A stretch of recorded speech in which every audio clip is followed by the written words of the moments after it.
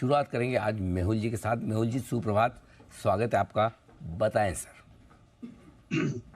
Good morning Anil ji, good morning Deepanshu. आज की जो मेरी पिक ऑफ द वीक है वो है एयू बैंक। ये कंडीशनल बाय है। एयू बैंक में बाय अबाउ 585, तकरीबन 583 के आसपास ये क्लोज हुआ है। 85 के ऊपर बाय करना है। स्टॉप लॉस रहेगा 570 और अपसाइड टारगेट रहेगा 615 का। हाईली ओवरसोल्ड काउंटर है, एक बाउंस के चांसेस है। पिछले 2 साल का अगर मैं देखूं तो डिमांड जोन था 560 टू 540, वहां पर आ गया है काउंटर। 200 वीक का ईएम है, not daily but at least 200 week का ईएमआई को रीटेस्ट किया, तो बहुत ही स्ट्रॉन्ग सपोर्ट है यहाँ पे। तो एक चांसेस है कि एक शार्प बाउंस आ सकता है ये वाले सीरीज में इस काउंटर में। सो खरीदारी की सलाह रहेगी एयू बैंक में अबाउ 585। अच्छा, 585 पार हो तो ही खरीदना है, राइट सर? और तब जी हाँ, स्टॉप लॉस जी और हाँ। टारगेट क्या लगाने हैं? 570 का स्टॉप लॉस है अनिल की और टारगेट है 615 का। कितना? 605? 15। 615। और ये सारे कैश के लेवल थे, राइट सर? जी हाँ। Very nice, okay. मॉइल का चार्ट क्या कहता है मेहुल जी, जरा बताएं। वैसे भी मेटल स्टॉक्स तो अच्छे एक्शन में है ही। दीपांशु, चार्ट काफी अच्छा है। पिछले 2-3 दिन में हमने देखा कि इसने 200 डेमा को रीटेस्ट किया और उसके बाद वहां से रिवर्सल आया, तो 260 का एक अच्छा बेस बन चुका है। हम अगर पिछले एक आध महीने की बात करें तो अच्छा खासा करेक्शन आया था, लगभग 370 के आसपास से 260 के आसपास का करेक्शन आया। उसके बाद ये रिवर्सल कंफर्मेशन हुआ है। मेरे हिसाब से यहाँ से अच्छा खासा बाउंस आना चाहिए। 280 के आसपास ये ट्रेड कर रहा है। ओवरऑल 270 का सपोर्ट मान के चलो और अपसाइड में 300 से 320 तक का शार्प बाउंस देखा जा सकता है स्टॉक में। एक बार मेहुल जी से चार्ट चेक लेना चाहूंगा। मेहुल जी, करीब 1100 करोड़ के लागत पे प्रोजेक्ट ये लगा रहे हैं। गुजरात में ये सोलर प्रोजेक्ट लगाने जा रहे हैं। एसजेवीएन का एक बार जरा चार्ट देखें सर। दीपांशु, पिछले 15 से 20 ट्रेडिंग सेशन से ये काउंटर एक रेंज में ही है। बहुत ही छोटी सी रेंज है।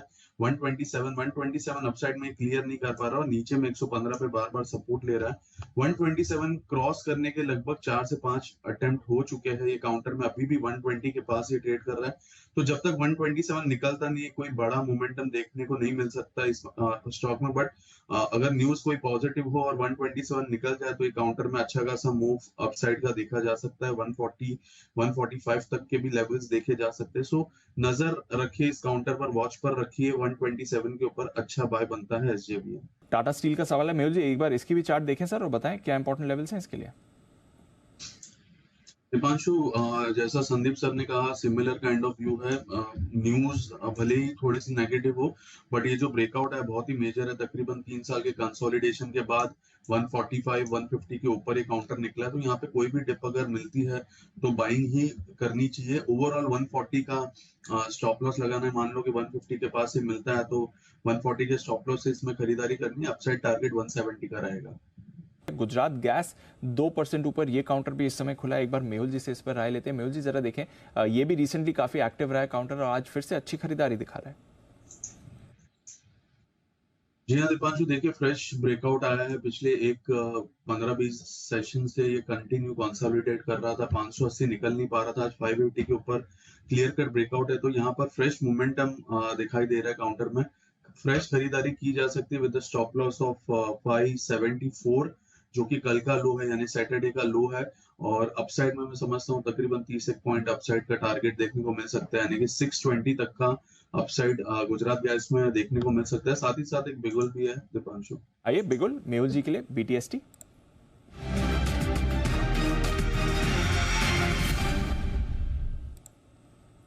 बताएं सर।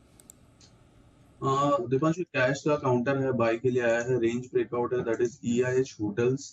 ईआईएच होटल में यहाँ पर 425 के पास ट्रेड कर रहा है, 424 के पास इनफैक्ट। यहाँ पर खरीदारी की सलाह रहेगी। स्टॉप लॉस इसका रहेगा 410 रुपए का और अपसाइड में मैं समझता हूँ 450 तक के टारगेट देखने को मिल सकते हैं। काफी समय से 10-12 दिन से कंसोलिडेट कर रहा था। आज पहली बार ओपनिंग में ही ब्रेकआउट आया विद डिसेंट वॉल्यूम्स। तो यहाँ पर 450 के टारगेट के लिए खरीदारी कीजिए ईआईएच लिमिटेड में।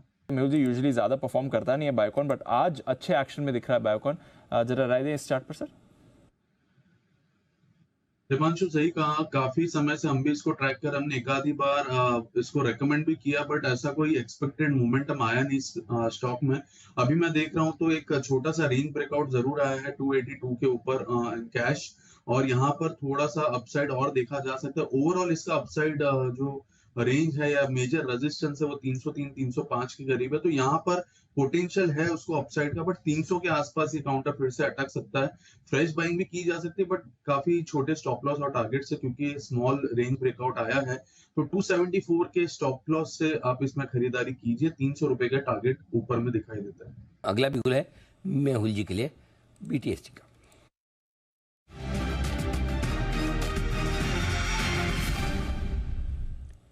मेहुल जी बताएं सर। एक फार्मा काउंटर है अनिल जी, जिसमें रेंज ब्रेकआउट आया, दैट इज लॉरस लैब्स। 415 के आसपास ये ट्रेड कर रहा है।